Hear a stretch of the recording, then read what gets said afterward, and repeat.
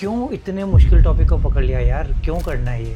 What is the story? Autism जो है neurological disorder है और होलिस्टिक डेवलपमेंट का नीड रहता है। अब ये तो एक स्कूल पे रुक सकता था ना, क्योंकि you are trying to do a betterment for your daughter. Correct. हम लोग को लगा क्या कि यार इस सेटअप में जैसे बच्चों का इंप्रूवमेंट हो रहा है that is definitely going to help more rather than going into one setup. So we started sharing videos and all. एक तो जो पेरेंट्स एक्सेप्ट नहीं करते हैं, वो डिनायल मोड में जो रहते हैं ना, एंड आई थिंक ये मेरी भी बेटी है। हम लोग कोई पेरेंट नहीं चाहता है, हर कोई चाहता है ना उनके साथ सब ठीक हो, जो मैंने पहले भी कहा।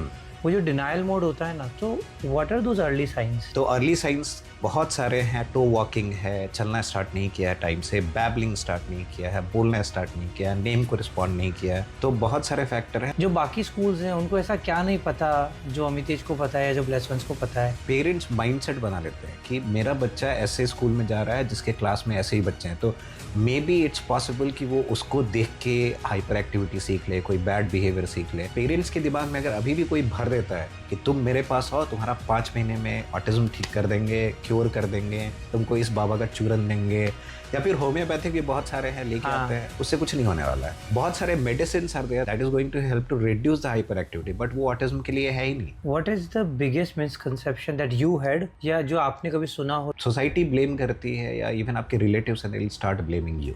तो मेरा खुद का केस ऐसा हुआ है कि मेरे in laws will start blaming me because मेरे फैमिली में ऐसी हिस्ट्री थी, तो उसकी वजह से अक्षता ऐसी हुई है।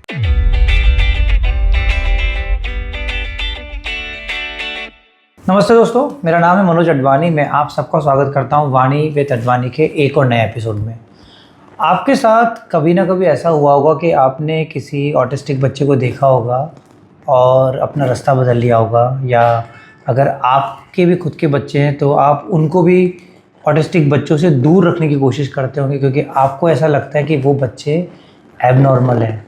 और ये गलती हम सब ने करी है, और इसी गलती को सुधारने का कोशिश कर रहा है मेरा दोस्त अमितेश प्रियदर्शी, जिसका एक खुद का फाउंडेशन है ब्लेस्ड वन नाम का, जहाँ पे वो लोग ये ट्राई कर रहे हैं कि इन बच्चों को एक्सक्लूड ना किया जाए। इन बच्चों को भी उतने ही प्यार की ज़रूरत है, उतने ही अपनेपन की ज़रूरत है कि जितने नॉर्मल बच्चों को होती है। तो हमने अमितेश से बहुत सारी बातें करी कि ऑटिज़म कोई बीमारी नहीं है, ऑटिज़म एक छोटा सा डिसऑर्डर है, लेकिन उसको भी ठीक किया जा सकता है बहुत सारे प्यार के साथ, बहुत सारे अपनेपन के साथ। और एक खाली डिस्क्लेमर ये कि ये वाला पॉडकास्ट भी थोड़ा सा अनप्लैन्ड था, तो हो सकता है कि आपको सेटअप थोड़ा सा अनयूजुअल लगेगा। मैं सिंगापुर गया था और अमितेश के घर पे बैठे थे, बात कर रहे थे, बस बातों में से बात निकली कि क्यों ना इन सारी बातों को रिकॉर्ड किया जाए, कि सिर्फ मेरी गलतफहमियां दूर हो रही थी, मेरी जिज्ञासा के क्वेश्चन सारे आंसर हो रहे थे। तो मुझे लगा कि ये गलतफहमियां तो हम सबको होंगी ना, तो चलो इसको रिकॉर्ड करते हैं और सबके सामने लेकर आते हैं। तो दोस्तों, अगर आपके मन में ऑटिज़म को लेके जितने भी क्वेश्चंस हैं ना, जितने भी मिसकंसेप्शन है ना, वो सारे के सारे दूर हो जाएंगे इस पॉडकास्ट के एंड तक। तो आप इस पॉडकास्ट को देखिए और हर उस आदमी के साथ शेयर कीजिए जो आपको लगता है कि जिसको इसके बारे में जानना चाहिए। तो फिर चलिए शुरू करते हैं। Hi Amit, welcome to the show. Thanks, Manoj. Thanks for giving me an opportunity to speak to you as well as to address a lot of concerns that parents are having. So pleasure is mine, Amit, क्योंकि मैं तुम्हें जितने time से जानता हूँ, specifically जब से तुम इस कॉज से जुड़े हुए हो, मुझे हमेशा से था कि कभी एक दिन बैठ के ना ये पूरा कॉन्वर्सेशन में करना चाहता था। नॉट फॉर मी, मुझे तो आई हैव बीन फॉर्चुनेट कि because of you, because of blessed ones, मेरे को टुकड़ टुकड़ में ज्ञान मिल गया है। बट मेरे बहुत सारे नुआंसेस, बहुत सारे मिसकंसेप्शन थे जो तुमसे मिलने के बाद या ब्लेस्ड वन से कनेक्ट होने के बाद मेरे दूर हुए, और मैं चाहता था ये सबके लिए दूर करें, और इसीलिए मुझे कॉन्वर्सेशन करना था। और स्पेसिफिकली अभी जब मैं सिंगापुर आया था तो आई रीच्ड आउट, मैंने बोला करते हैं। And thank you so much कि अपने घर को अपन ने स्टूडियो में कन्वर्ट कर दिया, and we are doing this. Yeah it's my pleasure, glad that तुम जो हो सिंगापुर ऑटिज्म अवेयरनेस मंथ में आए हो, तो whatever we are going to discuss today maybe it's definitely going to help lot of people as well as society to understand more about individual with autism. So when you say autism awareness, April is autism awareness. Correct. अच्छा, this is something मेरे को भी नहीं पता था. And 2nd April is Autism Awareness Day. So if you are not following the blessed ones, please follow it. Thank you so much for पता चल that. जाएगा उसके लिए. Thanks for the reminder, Amitesh. Now यार specifically, कैसे शुरुआत हुई? क्यों blessed ones? क्योंकि देखो नॉर्मल ह्यूमन बीइंग है ना, तकलीफों से दूर भागता है, कोई भी, मैं भी। क्यों इतने मुश्किल टॉपिक को पकड़ लिया यार, क्यों करना है ये? What is the story? मेरी जो बेटी है जो 12 साल की होगी जुलाई में, शी इज़ इनटू स्पेक्ट्रम। तो जब वो 2.5 साल की थी तब हम लोगों को पता चला था, that time we were here in Singapore only. So we went through therapies, the inclusive schooling and all those things for 5.5 years.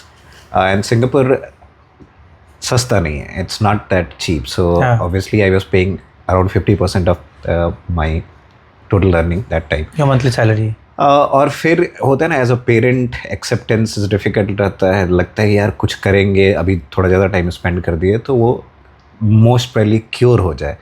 And that is the place where we were wrong. So when I started studying about autism तो फिर पता चला it's a life long journey, it can not be cured, however it can be maintain. Behavioural issues जो है, hyper activities हैं, वो सब maintain हो जाएंगे if you are going to give proper intervention. And I thought कि यार Singapore में जितना खर्च कर रहे हैं उतने में let's start something in India. And ऐसा नहीं कि हम इंडिया में थेरेपीज़ के लिए नहीं गए, we went to therapy 3 times a week, 5 times a week for different therapies.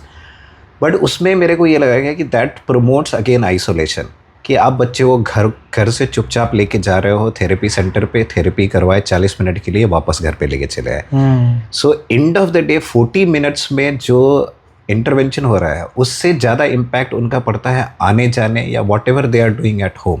So until unless you are not going to provide an inclusive kind of setup जहाँ पे एक बार बच्चे आए 4 घंटे से 8 घंटे रहे हैं, जहाँ पे सब थेरेपीज़ वगैरह मिले, तो it will embrace inclusion plus, और बाकी लोगों को समझ में आएगा, बाकी बच्चे भी में अंडरस्टैंडिंग है इस बारे में। एंड देन मोस्ट इंपॉर्टेंट चीज़ है सोशलाइजेशन। तो अगर as a normal human being और न्यूरोटिपिकल ह्यूमन बीइंग हम लोग को लगता है कि ऑटिज्म वाले बच्चे या स्पेशल नीड्स जो होते हैं ना, दे आर एंटी सोशल, तो हम बार बार बोलते हैं ये चीज़ कि दैट इज़ एब्सोल्युटली रॉन्ग।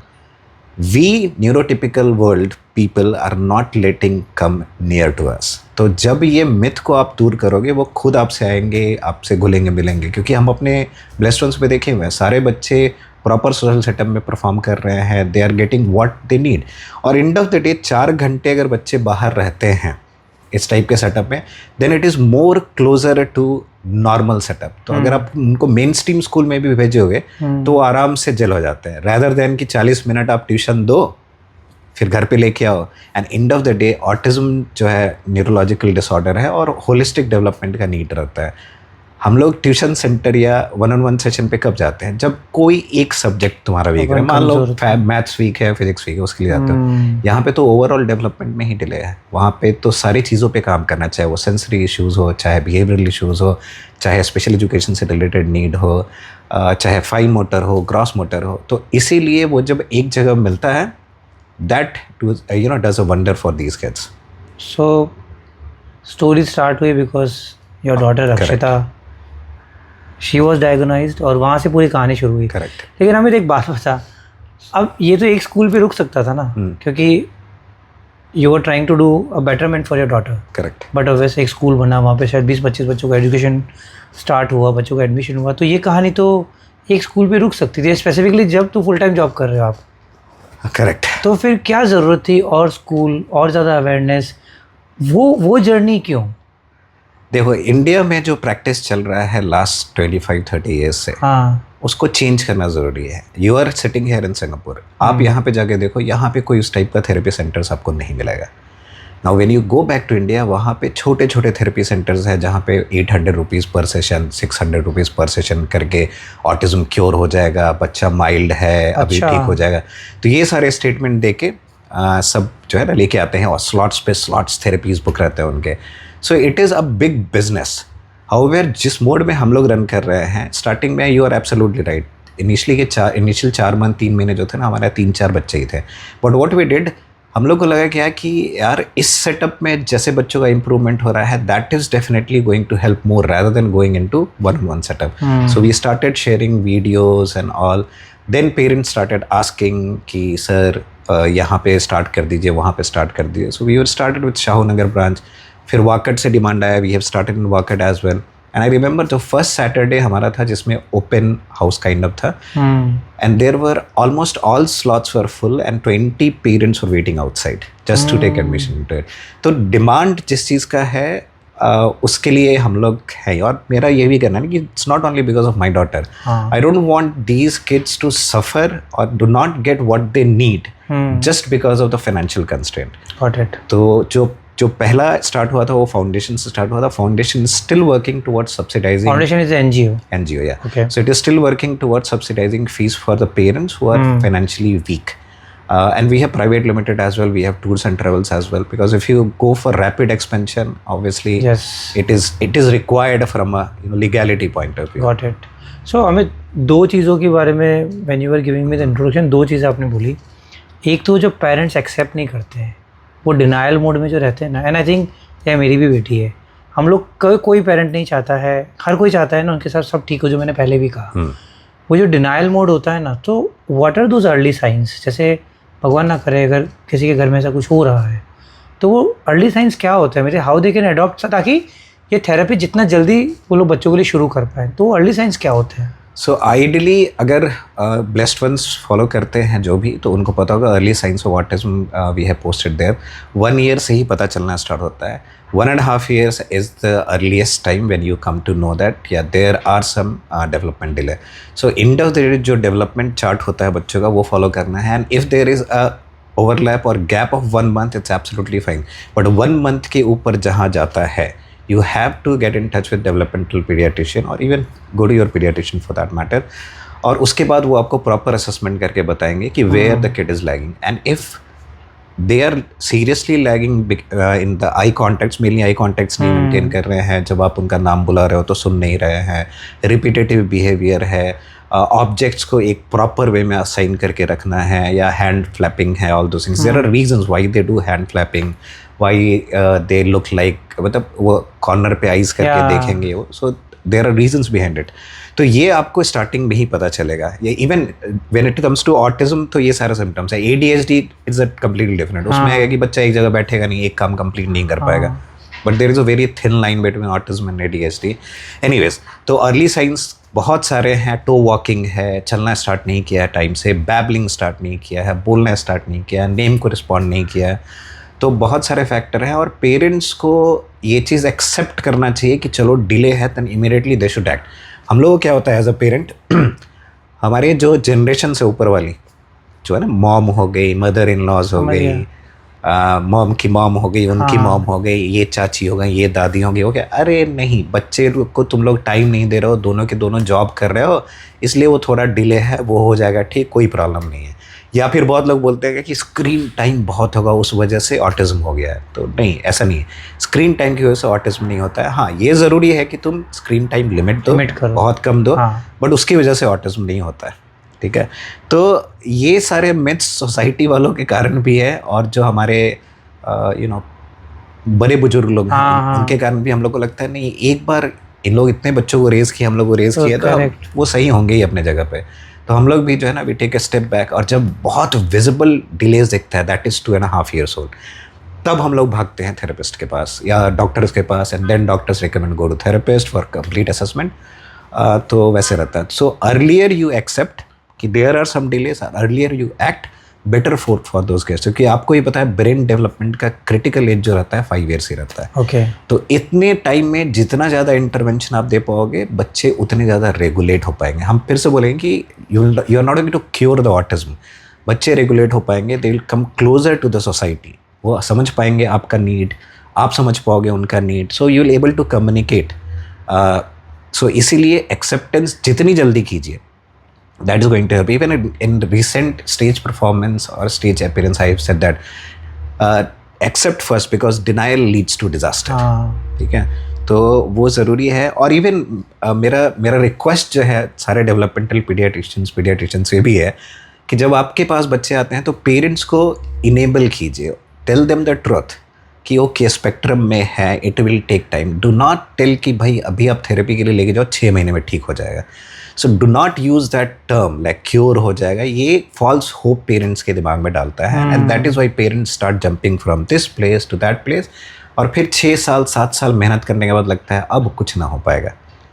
क्योंकि अमित के क्योर नहीं हो सकता, ऑटिज्म क्योर नहीं हो सकता, that is true, it's life long, या इट्स लाइफ लॉन्ग जर्नी। और एक और मेरा मिथ है, और काइंडली एक्सक्यूज मी अगर मैं रॉन्ग मिथ हो तो, मैंने शायद ऐसा मुझे लगता है, या मैं जितना मुझे पता है कि जो भी ये ऑटिस्टिक किड्स होते हैं दे डोंट लिव लॉन्गर। नहीं, ऐसा नहीं है, ये सबसे बड़ा मिथ है। They live like us only, जो नॉर्मल लाइफ स्पेंड करते हैं, उनका लाइफ स्पैन भी नॉर्मल रहता है। हाँ, बट ये बच्चे एक लेवल पे जब होता है ना कि जब पेरेंट्स का डिनाइल स्टेज रहता है, सोसाइटी का डिनाइल स्टेज रहता है, तो ये इंडिविजुअल्स दिखने बंद हो जाते हैं, बिकॉज उनको घर पे ही बंद करके रखा जाता है, क्योंकि society won't able to understand कि ये स्पेशल नीड्स बच्चा है, ये स्पेशल नीड्स इंडिविजुअल है। जॉब अपॉर्चुनिटी देखिए इनके लिए बहुत कम है। We at Blessed Ones we are hiring individual with special needs as well.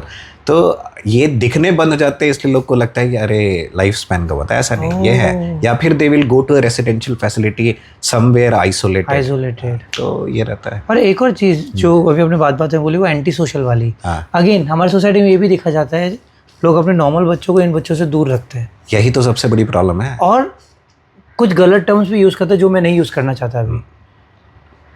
वो क्यों है? नहीं, आप यूज़ कीजिए ना। मेरे पास तो बहुत सोसाइटी के लोगों का आता है मैसेज कि इस सोसाइटी में मेरे बच्चे को बोला गया कि इसको चेन से बांध के रखिए, ऐसा ही। So we have legal, we are taking legal actions against that, and we have already send a notice to one of the society in Pune.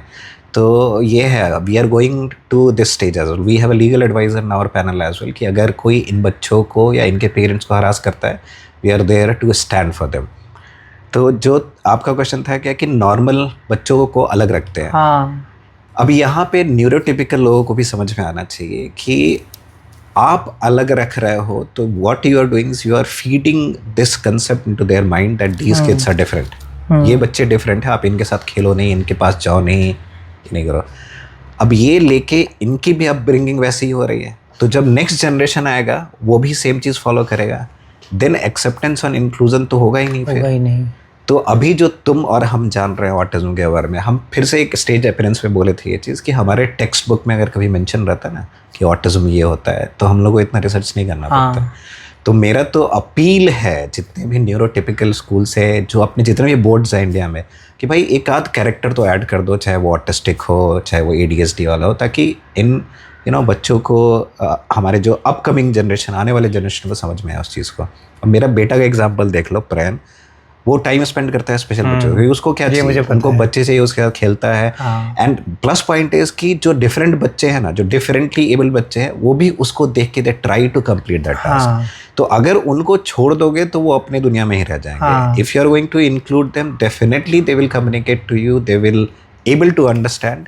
But वो है कि एक स्टेप आपको लेना ज़रूरी है। न्यूरोटिपिकल जो फैमिली हैं, जो उनके बच्चे हैं, कि इनको बुलाइए और इनके साथ खेलने दीजिए बच्चों को यार।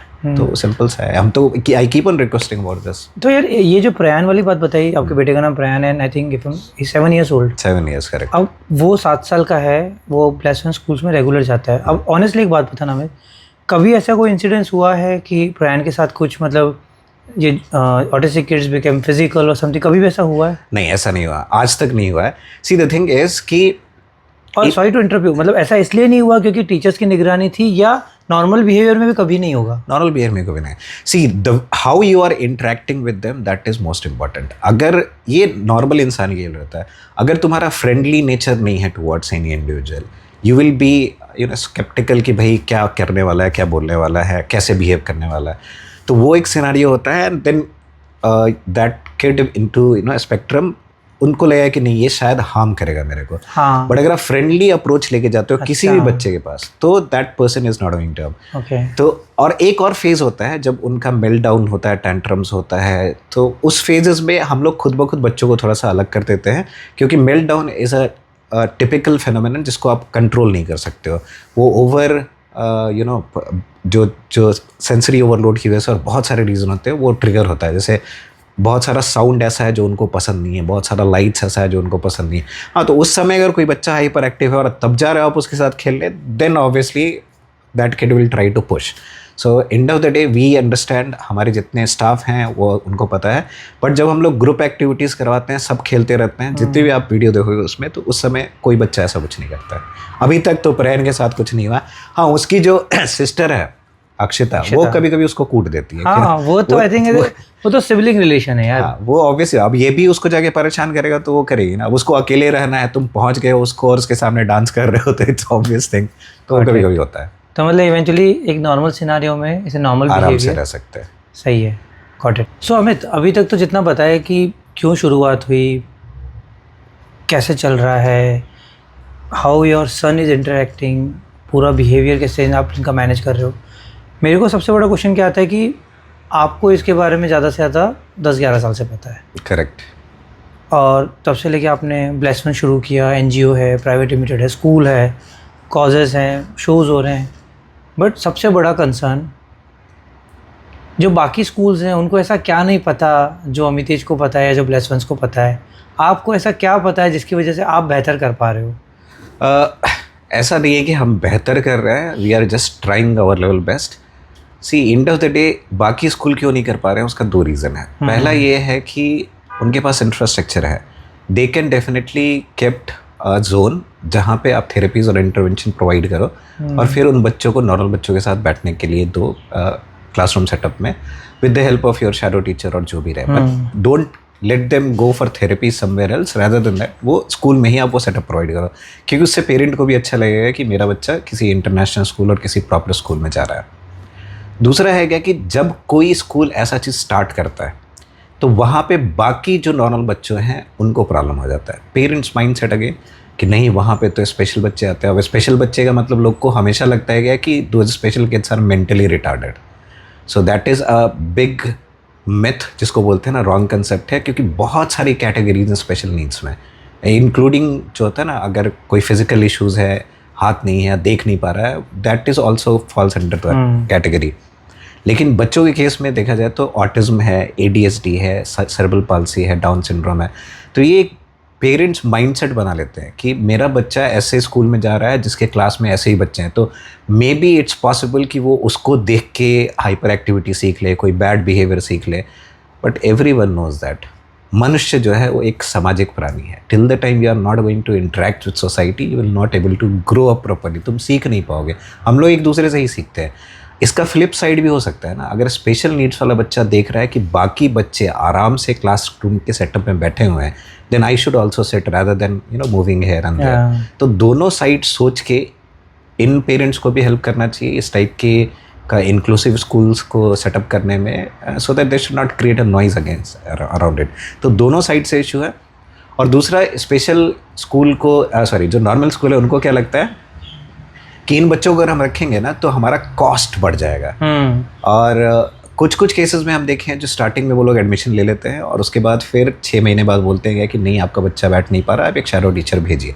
तो शैडो टीचर का कॉस्ट अलग, स्कूल का कॉस्ट अलग, बिकॉज शैडो टीचर 10,000 से कम में आपको नहीं मिलने वाली है जो सिर्फ स्कूल में जाके बैठे। क्या होता है shadow teacher? Means one person is going to sit along with your child. तो पेरेंट भी कर सकते हैं या वो भी करेगा, but end of the day क्या होता है इसमें चाइल्ड की लर्निंग कम, वो स्पेशल जो शैडो टीचर होती है ना उनकी लर्निंग ज़्यादा हो जाती है। तो बहुत जगह ऐसा भी देखे है कि शैडो टीचर ही लिख रही हैं जो भी है वो, बच्चा कुछ नहीं कर रहा, बच्चा सिर्फ साइड में बैठा हुआ है। दूसरा एक और कंसर्न है इनका कि बड़े सेटअप्स होते हैं स्कूल्स के जो भी है, तो प्लेग्राउंड बड़ा है, सब कुछ बड़ा है, और जो ऑटिज्म वाले बच्चे होते हैं वो हाइपर एक्टिव बहुत होते हैं, तो they will start running from here there and that may cause some injuries कि इधर से गिर गए उधर से गिर गए। So they are not willing to take that risk, क्योंकि parents are very sensitive in that matter कि बच्चों को कहीं भी कुछ हो जाए। So they will directly come to the school and they say ये आपके यहाँ ऐसे कैसे हो गया and all those kind of thing. तो they are just trying to play safe. But end of the day if you look at Singapore, look at other countries, वहाँ पे इंक्लूसिव स्कूल ही हैं, तो हर एक क्लासरूम में 2 या 3 बच्चे जो होते हैं उनके एज के हिसाब से स्पेशल नीड्स वाले हैं। बस इंडिया में ये चीज़ नहीं है अभी। तो आप कह रहे हो कि जो भी जिस एरिया में स्पेसिफिकली आप ऑपरेट कर रहे हो, पुणे में या आसपास में, जो नॉर्मल स्कूल्स जो मतलब दूसरे स्कूल्स थे पहले से, वहाँ इंक्लूसिवनेस मिसिंग है। करेक्ट। और वही आप करने की कोशिश कर रहे हो। Correct. You are trying to build the inclusiveness ताकि नॉर्मल बच्चों को ऑटिज्म का अवेयरनेस मिले और ऑटिस्टिक बच्चों को नॉर्मल बच्चों जैसा सीख कर और कुछ अलग करने का मौका मिले। करेक्ट। तो हमारे यहाँ इंक्लूसिव का मतलब होता है ना कि बहुत लोग बोलते हैं कि you will have normal kid as well as special needs kid. हमारे यहाँ भी सिर्फ स्पेशल नीड्स किड्स है, but that is our next step. तो what we are going to do is we are going to build an true inclusive school जो होता है ना, जिसमें जो रेशियो नॉर्मल बच्चों का है उससे थोड़ा कम रहेगा, because looking at normal to special needs जो है ना, but we are going to maintain that ratio as well in that school. तो हमें एक चीज़ आपने बोली कि इन स्कूल का इंफ्रास्ट्रक्चर महंगा हो जाता है। हाँ। तो अब आई थिंक अब तो 5 स्कूल हो चुके हैं, 6 total. 6। Let me correct you, school मत बोलो भाई, ये जो है मल्टी डिसिप्लिनरी सेटअप है, हाँ, where kids with special needs gets therapies to education all under one roof, that too in a school kind of environment. got it. जब 4 घंटे बच्चे हमारे पास रहते हैं ना, तो वो मेन स्ट्रीमिंग के लिए बाय डिफॉल्ट रेडी हो जाता है। हाँ, तो एंड ऑफ द डे है कि अगर आप सिर्फ ट्यूशन सेंटर लेके जा रहे हो तब बच्चा नहीं जा पाएगा मेन स्ट्रीम में, सेटल ही नहीं होगा, उसको आदत है 40 मिनट में भागने का। अब यहाँ पे 4 घंटा बच्चा बैठ रहा है, सिटिंग टॉलरेंस हो रहा है, एक स्केड्यूल फॉलो कर रहा है कि अभी ओटी के लिए जाना है, अभी बीटी के लिए जाना है, अभी ये थेरेपी के लिए जाना है, अभी स्पेशल एजुकेशन के लिए जाना है, तो उनको समझ में आ जाता है कि जब हम नॉर्मल स्कूल में भी जाएंगे तो I have to sit for 4 hours to 5 hours, जो भी 6 hours, और जो क्लासरूम का रहता है सेटअप उसमें वो they are able to adjust. But ये सिर्फ आप थेरेपी लेके घर पे लेके आ जा रहे हो तो उससे वो चीज़ नहीं होगा। तो that is what we are trying to. तो थेरेपी के साथ साथ जो नॉर्मल स्कूल का बिहेवियर होता है, स्केड्यूल फॉलो करना, डेस्क पे बैठना, करेक्ट, बच्चे सब कुछ सीख रहे हैं, इसीलिए this is facility. Correct. So now coming back to my question कि अगर हम फैसिलिटी की बात करें, आपने वो कॉस्ट की बात करी, तो ये फैसिलिटी सही में महंगी होती है क्या मेरे? Ideally yes, because I will tell you why. जो थेरेपिस्ट होते हैं they are equivalent to doctors. तो अगर आप किसी भी थेरेपी सेंटर पे थेरेपी लेने जाओ तो ऑक्यूपेशनल थेरेपी का एग्जांपल ले तो 800 से 1000 जो होता है ना, 800 to 1000 उसका लगता है 40 मिनट्स का। अगर स्पीच के लिए जाओ तो दैट इज 600 1200। नागपुर जैसे सिटी में 1200 स्पीच थेरेपी के चार्जेस है। अच्छा। पुणे में इट्स बिटवीन 600 to 1000। नाउ इसमें अगर देखा जाए तो अगर कोई भी बच्चा डेवलपमेंटल पीडियाट्रिशियन के पास जाता है तो ब्लाइंडली उनको पहले यही रिकमेंड किया जाता है, go for OT and speech at least. अब जब ओटी का असेसमेंट हो जाएगा तो बोले कम से कम 3 बार तो आपको आना पड़ेगा। दे विल डेफिनेटली ट्राई कि 3 बार नहीं, आप 5 बार आओ, 6 बार आओ। तो ये भी एक मिसकंसेप्शन है। अगर पेरेंट्स को लगता है क्या कि 5 times ओटी या 6 times ओटी जितना ज़्यादा करवाएंगे उससे बच्चा उतना रेगुलेट हो जाएगा, आंसर नहीं। क्योंकि आप क्या कर रहे हो ना, बच्चों को फिर ट्रेन कर रहे हो, ना कि उनमें अंडरस्टैंडिंग बिल्ड करवा रहे हो। स्पीच का हम मान सकते हैं क्योंकि ओरोमोटर एक्सरसाइज जो होता है ना, दैट इज रिपीटेटिव, और उसमें भी आपको थेरेपिस्ट के पास जाने की जरूरत नहीं है। You can learn that exercises from the therapist and you can do it at home. अच्छा, 5 times करो एवरी डे, 2 times करो every day and you will see the improvement can. तो जो अपना ये सारा पूरा सेटअप करना पड़ता है। अगर ब्लेस्ड वंस का एग्जांपल है तो we have to hire occupational therapist on our payroll, speech therapist on our payroll, special educator, behavioural therapist, और इन लोग की सैलरी उतनी कम नहीं रहती है। बट अगर नॉर्मल वे और वर्सेस हमारा कंपेयर किया जाए तो आप मान लो, जैसे हम एक परफेक्ट एग्जांपल दिए कि आप 3 times ओटी के लिए जा रहे हो, 3 times स्पीच के लिए जा रहे हो, 3000 पे कर रहे हो ओटी का, और मान लीजिए 500 या स्पीच का पे कर रहे हो, तो 3 times अगर इन वीक जा रहे हो स्पीच के लिए तो 1500 उसका पे कर रहे हो, 4500 आप वीकली पे कर रहे हो। कितनी देर के इंटरवेंशन का? 1.5 घंटे डेली, मतलब 3 times, मतलब 4.5 जो घंटे का इंटरवेंशन है, you are paying 4500 for that in a month. Now you can do the calculation how much we are paying. You are paying around 18,000 in a month. Forget about your transportation cost कि आप इस centre लेके जाओ, उस centre लेके जाओ, plus your time as a parent. I know. आप अपना टाइम छोड़ के जो है ना, अपना काम छोड़ के, क्योंकि एक पेरेंट को तो वैसे भी जॉब छोड़ना पड़ता है, अदरवाइज कौन जाएगा बच्चों को ये था सेंटर वो सेंटर ले जाके। तो 18,000 आप पे कर रहे हो कितने घंटे के इंटरवेंशन के लिए? सिर्फ 18 घंटे के इंटरवेंशन के लिए।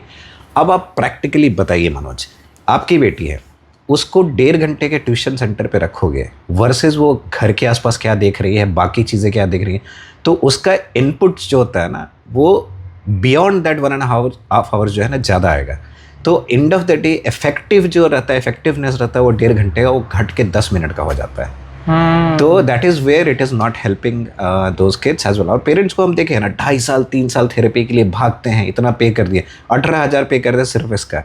अब यू डू द कैलकुलेशन, क्योंकि 18,000 सिर्फ उसका पे कर रहा है, फिर वो अपने घर पे कोई केयर टेकर रखे हुए हैं, करेक्ट, फिर किसी प्ले स्कूल में कुछ देर के लिए डाल रहे हैं, किसी डे केयर में डाल रहे हैं, तो parents end up paying more than 2 lakhs 3 lakhs a year just running from one therapy centre to another therapy centre. और उसमें भी कितने घंटे का इंटरवेंशन? 18 घंटे का इंटरवेंशन। अब ब्लेस्ड पूरे महीने में ब्लेस्ड वंस में क्या है ना, 96 hours का इंटरवेंशन मिलता है, and that too at a very cheap price. So we are 75% cheaper. So हमारा जो thumb rule और punch line है ना, ऐसे 4 times more intervention at 3 times less cost. So this is how helping lot of kids. और Google पे हमारा feedback देख लो यार, पेरेंट्स के फीडबैक है, अब तुमको दिखेगा कि जो बच्चे 2-2 2.5 साल में इम्प्रूव नहीं हुए हैं, वो 6 months में they have shown the drastic improvement. Specially Blessed once के अंदर नहीं, क्योंकि मेरा मोटिव ये भी नहीं है कि स्कूल में या ब्लेस्ड वंस पे आने के बाद वो अच्छे से बात कर रहे हैं, अच्छे से बिहेव कर रहे हैं, अच्छे से इंस्ट्रक्शन फॉलो कर रहे हैं. Ideal scenario is when you are going to enable those kids who can perform well in social setup. कि घर पे कैसे बिहेव कर रहे हैं, जब पार्क में जा रहे हैं कैसे बिहेव कर रहे हैं, फ्लाइट पे जा रहे हैं तो कैसे बिहेव कर रहे हैं. तो उसके लिए सोशलाइजेशन बहुत इंपॉर्टेंट है. सो यू आर सेइंग कि क्योंकि फैकल्टीज इसके एक्सपेंसिव हैं, Correct. इनकी फैसिलिटीज़ जो आती हैं, जो इनके थेरेपिस्ट होते हैं वो एक्सपेंसिव, इसीलिए ओवरऑल पूरा का पूरा कोर्स महंगा हो जाए. But still despite of that Blessed One is trying to keep the cost intact. हमारा पूरे इंडिया में सबसे सस्ता है, आप कहीं भी पूछ लीजिए. Even when whichever cities we are starting, तो we recently started at Nagpur, the response was so huge. Even जो पीडियाट्रिशियन के मेन क्या नाम है उनका, नाम भूल गए, एनीवेज उदय बोधनकर सर, वो हेड ऑफ पीडियाट्रिशियन एसोसिएशन रह चुके हैं नागपुर में. नागपुर नहीं, एंटायर इंडिया के. तो उनका भी कहना था कि this is a game changer, क्योंकि आप इतने अफोर्डेबल रेट पे लेके आ रहे हो, and that's definitely going to help. Because only thing is parents should accept that it's a life long journey. Parents के दिमाग में अगर अभी भी कोई भर देता है कि तुम मेरे पास आओ, तुम्हारा 5 महीने में ऑटिज्म ठीक कर देंगे, क्योर कर देंगे, तुमको इस बाबा का चूरन देंगे, या फिर होम्योपैथिक भी बहुत सारे हैं लेके आते हैं, उससे कुछ नहीं होने वाला है. बहुत सारे medicine are there that is going to help to reduce the hyper activity, but वो ऑटिज्म के लिए है ही नहीं. क्योंकि end of the day parents का ही कंप्लेन रहता है, बच्चा इधर उधर भाग रहा है. डॉक्टर को क्या लगता है, अच्छा एक काम करते हैं, ये मेडिसिन दे देते हैं, शांत हो जाएगा कुछ. और पेरेंट्स को लगता है हाँ डॉक्टर आपके मेडिसिन से तो मेरा बच्चा शांत हो गया. तो वैसे ही है. और जो रेगुलर थेरेपी सेंटर्स है उनका क्या रहता है, 6 महीने आप मेरे पास आओ and I will definitely make sure. मेरा खुद का स्टेटमेंट है, जब हम अक्षिता को लेके गए थे एक थेरेपिस्ट के पास, I am not going to mention the name, उनका क्या है, मैंने बहुत सारे बच्चों को स्पेक्ट्रम से बाहर निकाला है, हम अक्षिता को भी स्पेक्ट्रम से बाहर निकाल देंगे. अब देखिए, this is a very strong claim जो करते हैं ना, जो कि रियलिटी में पॉसिबल नहीं है. तो पेरेंट्स को वहाँ पे लगता है कि यार चलो कोशिश करके देखते हैं, क्योंकि जब तक बच्चा 7 साल का नहीं होगा सब हाथ पैर मारेंगे. तो वही होता है कि अर्ली इंटरवेंशन एज जो होता है ना, टिल 6 ईयर्स होता है, तो तब तक इस सेंटर से उस सेंटर, इस होप में, क्योंकि लोग होप दे रहे हैं कि बच्चा क्योर हो जाएगा, वो कोशिश करेंगे. बहुत लोग स्टेम सेल थेरेपी के लिए जाते हैं, ये थेरेपी के लिए जाते हैं, वो कोई साउथ इंडिया जाएगा, कोई किसी बाबा के पास जाएगा झाड़ फूँक करवाने के लिए. तो ये सब चलता रहता है. और पेरेंट्स का वही तो होप का बिजनेस है, दैट्स इट. आई नो, आज होप का बिजनेस तो चलता ही है. करेक्ट. सो अमित, हम लोग कोई फॉल्स होप नहीं देखते हैं. जब भी पेरेंट्स आते हैं हम क्लियरली बोल देते हैं, you have to accept it, it is going to take long. Now how much kids is going to regulate it based on his current condition. Correct. तो ऐसा नहीं कि हर बच्चे का अगर हम गोल सेट करते हैं कि ये बच्चा इतने दिन में बोलना स्टार्ट करेगा, that is not possible. Every kid is having different abilities. तो उसके हिसाब से हर बच्चे का हम लोग आईपी सेट करते हैं, इंडिविजुअल एजुकेशन प्लान जो रहता है. तो सो अमित, ये जो पूरी बात बोलो ना, जो मतलब पेरेंट्स को जो समझ में नहीं आता है, what is the biggest misconception that you had, या जो आपने कभी सुना हो ड्यूरिंग द होल जर्नी, सबसे बड़ा मिसकंसेप्शन आपके पास क्या आया था, या आपका खुद का भी अगर था तो? मिसकंसेप्शन ये होता है ना कि जब आपके यहाँ स्पेशल नीड्स, स्पेशली ऑटिज्म रहे या कुछ भी रहे ना, तो सोसाइटी ब्लेम करती है, या इवन आपके relatives and they will start blaming you. तो मेरा खुद का केस ऐसा हुआ है कि मेरे in laws will start blaming me, because मेरे फैमिली में ऐसी हिस्ट्री थी, तो उसकी वजह से अक्षता ऐसी हुई है. And that is, but does it really matter? No, it doesn't matter, because though people are still doing some research around it, whether it is because of genetic or it's because of some pregnancy condition or exposure to some of the chemicals or stress during the pregnancy time, तो ये research चल रहा है. तो अभी pregnancy में पता चल जाता है क्या? ऑटिज्म नहीं पता चलता है, ADHD पता नहीं चलता है, डाउन सिंड्रोम यस वो पता चल जाता है. ऑटिज्म नहीं होता है. ऑटिज्म ADHD नहीं. आप बच्चों को देख के भी नहीं बता पाओगे कि उसको ऑटिज्म है, till the time you are not going to see their behaviors. अच्छा, वो बिहेवियरल से ही आता है. हाँ, करेक्ट. तो हमें ये तो मिसकंसेप्शन की बात हुई. What has been the most positive story? मतलब स्कूल को आई थिंक ऑलमोस्ट 3 साल से ऊपर हो गया अभी, तो सबसे पॉजिटिव स्टोरी कोई अगर रही हो जो आपको देख के यू ऑल्सो गॉट मूड, क्या ये तो क्या ही हो गया, मतलब something that was difficult to believe from your side and from the parent side? तो एक दो नहीं, बहुत सारे स्टोरीज हैं, क्योंकि हमारे यहाँ जब बच्चे आए थे, एक हमारे यहाँ बच्ची आई थी, उसका जो था कि पेरेंट्स के साइड से कोई एक्सेप्टेंस नहीं था, and parents are not willing to pay as well, कि हम नहीं पे करेंगे, क्योंकि ऐसे बहुत सारे केसेस आते हैं. एक IT इंडस्ट्री का भी बंदा था, डिलीवरी मैनेजर उस पोजीशन पे था and he was having 2 kids. तो वो बोलता है क्या कि I don't want to pay for my elder one जो स्पेक्ट्रम में था, because we have 0 ROI, return investment नहीं है। हाँ, तो अच्छा, बच्चों को लोग ROI में गिन रहे हैं। करेक्ट। ऑब्वियस ही बात है ना, उनको लगता है कि इससे बेटर जो नॉर्मल बच्चे हैं उस पर पैसा इन्वेस्ट करें। बट वहाँ पे सबसे बड़ा जो ये हो रहा है ना, प्रॉब्लम हो रहा है इन स्पेशल बच्चों को कि you are not giving them enough opportunity to prove themselves and to be independent. तो अभी अगर टाइम स्पेंड कर सकते हो और थोड़ा पैसा स्पेंड कर सकते हो, इट्स एब्सोल्युटली फाइन। हम तो बोलते हैं ना, थेरेपी सेंटर और कहीं लेके जाने का जरूरत नहीं, अगर आप खुद से सीख के बच्चों को थेरेपी दो। कितने पेरेंट्स थेरेपिस्ट बने हैं। अभी हमारे यहाँ जैसे हम स्टोरी बता रहे थे कि वो बच्ची आई और उसके बाद उसको we were not charging anything, we given her all जो थेरेपीज रहता है सब कुछ दिए एंड उसकी पेरेंट को भी बोलेगी कि you can also come join us as a returning favour. तो आप बाकी बच्चों को देखो, और ये we have that culture as well, we let parents join us as well. तो उसके बाद with in 6 months drastic improvement. She use to drink only milk के अलावा कुछ नहीं, but when she started being with us she started eating like a normal kid. She started saying bye, hi, she started maintaining eye contact. So end of the day more you expose better the outcome. तो ऐसे बहुत सारे stories हैं और हमारे यहाँ तो वही बता रहे हैं कि पेरेंट्स भी हैं जिनके बच्चे हमारे यहाँ इनरोल हैं and they are working with us as well because we give that employment opportunity. End of the day वो अपना जॉब छोड़ के बैठे हुए हैं। एग्जैक्टली, तो एटलीस्ट वहाँ पे ज्वाइन कर सकते हैं। और एडवांटेज क्या होता है ना, ये सीखते भी हैं और फिर घर पे भी ये करते हैं and then once they become expert they can earn extra money as well. भाई after Blessed Ones I will go and have home based sessions and all. Got it. हमें 2 बहुत डिफिकल्ट सवाल, और काइंडली एक्सक्यूज मी डिफिकल्ट सवाल, okay. अगर if you get hurt, पहला, let's say अगर जब अक्षता को ये when you get to know कि अक्षता ऑटिस्टिक है, so did you accept it? Because अभी आप बात कर रहे हैं कि सोसाइटी एक्सेप्ट, पहली बार में did you accept it normally? So the thing is, Akshata starting में वो इंडिया में ही थी, so I was interacting with her on camera, तो वीडियो कॉल से होता था। So that time also I have observed some of the repetitive behavior, so I started doing my research।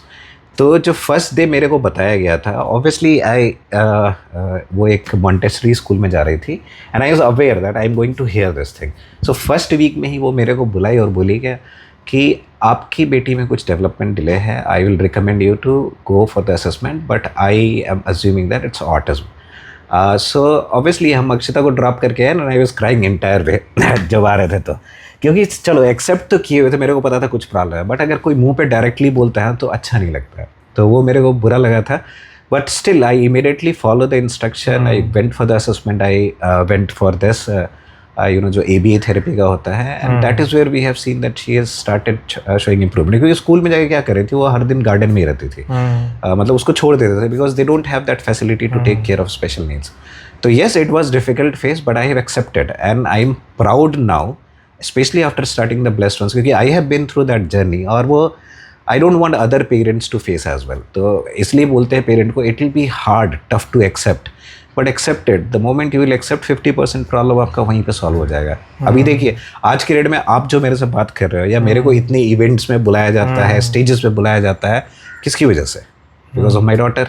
तो सिंपल सा लॉजिक है, she is an inspiration for me, I have created lot of videos around her. Yeah मुझे पता है। तो they are not a burden on you if you take things on a positive side and accept the challenge. And end of the day see, special बच्चे special लोगों को ही मिलते हैं। Those who are good at something, those who can take care of them, those who can do the upbringing well, उन्हीं के घर में आते हैं ये बच्चे। नॉर्मल बच्चों को अपब्रिंगिंग का तो बहुत आसान है, कोई पता खैर उनको भी मुश्किल ही है, लेकिन उनको मुश्किल है, ये तो और मुश्किल है। करेक्ट, ये और मुश्किल हो जाता है। तो एक्सेप्ट करना डिफिकल्ट था, but I have accepted and आज के डेट में तो I feel proud. Lot of parents अभी ये बोलते हैं ना कि मेरे बच्चे का वीडियो नहीं डालने का सोशल मीडिया पे, ये वो, तो मेरे को वही लगता है यार, क्यों? अभी आज भी ये बताते हैं, कुछ दिन पहले मेरे को सिंगापुर में एक पेरेंट मिले थे और वो बोले क्या कि Amitesh, I have seen your autism awareness का ये वो, and you are doing awesome job. I just wanted to tell you one more thing, मेरा एक बच्चा है, वो भी स्पेक्ट्रम में है, बट किसी को बताना मत।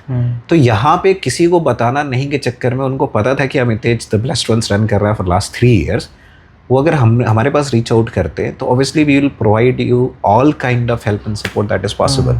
आप ये हाइड करके रखे, now you are facing challenges. अब बच्चे को बाहर लेके आने में आपको प्रॉब्लम हो रहा है कि लोग उसको जज कर लेगा, लोग उसको लेबल कर देगा।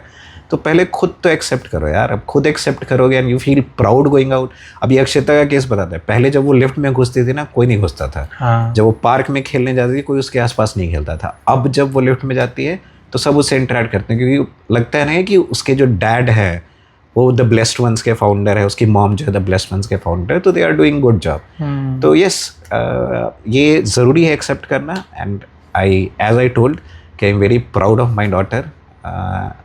जैसी भी है, आई एम वेरी हैप्पी। पहली है तो ऑब्वियसली बात है, and I will fight for her till the time है मेरा। देखो, जैसे स्टार्ट किए उसके एज के हिसाब से ही कर रहे हैं। 12 साल की हो गई है, अब we are going to introduce pre vocational, then we are going to introduce vocational. Employment opportunity we have already started. Self employment, और जो होता है ना, वो तो ऑलरेडी अक्षता का हो ही गया कि मान लो अगर हम निकल गए, टपक गए, ब्लेस्ड वंस तो रहेगा ही, कोएबल्स रहेगा ही, वहाँ से 50-60 हज़ार रुपया महीने का आ जाएगा, तो हो तो गया उसका। करेक्ट। घर है अपना, उसको एक केयर टेकर रह जाएगा। अगर मान लो कि डिपेंडेंट रहे, बट नहीं, ऐसा नहीं लगता नहीं है। I am pretty sure she will be independent soon.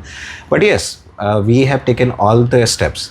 Parents उसी होप में रहते हैं ना कि अरे मेरे बाद क्या होगा, हम चले जाएंगे तो मेरे बच्चे का क्या होगा। अरे फिर हम बार बार बोलते हैं यार, फ्यूचर का छोड़ो, तुम करंट में क्या कर सकते हो वो तो करो, फ्यूचर अपने आप सुधर जाएगा। अब करंट में आप पूरा टाइम वही सोच रहे हो कि भाई फ्यूचर में क्या होगा, मेरे जाने के बाद क्या होगा, हम इसको पार्क में लेके जाएंगे तो बच्चा बाकी लोग कैसे बिहेव करेंगे।